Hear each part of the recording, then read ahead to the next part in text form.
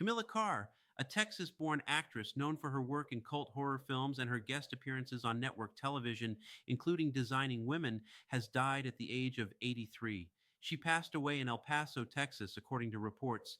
Carr occupied a unique space in film and television history. She was never positioned as a mainstream star, but her work left a lasting imprint in corners of pop culture that value atmosphere, risk, and unconventional storytelling.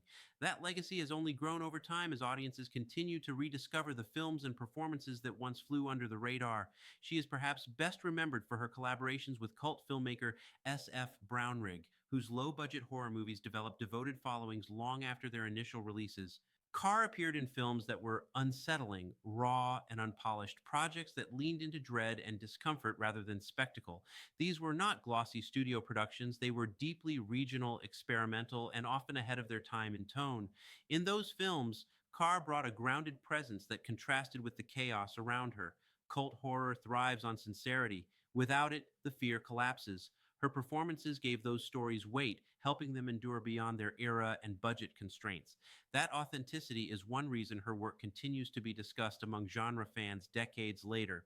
Beyond cult cinema, Carr also appeared on mainstream television, including a guest role on Designing Women, one of the most popular sitcoms of its time.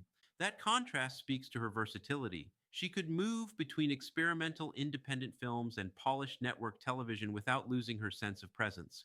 For many actors of her generation, careers were built through steady work rather than headline roles. Carr represented that path.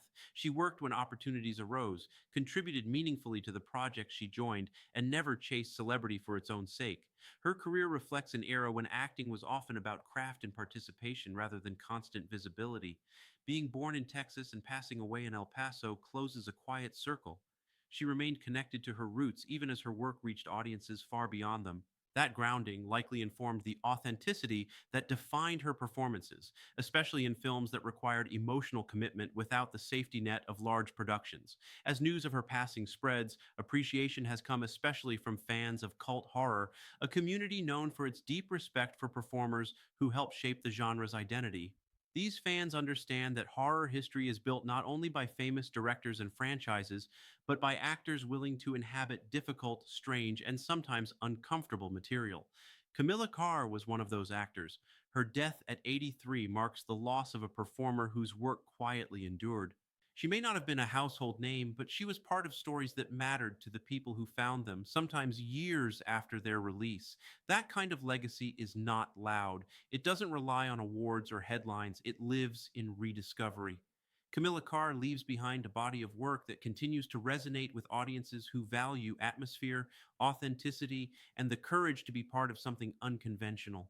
In the world of cult cinema, that contribution is lasting. She is remembered with respect, appreciation, and gratitude for the roles she brought to life.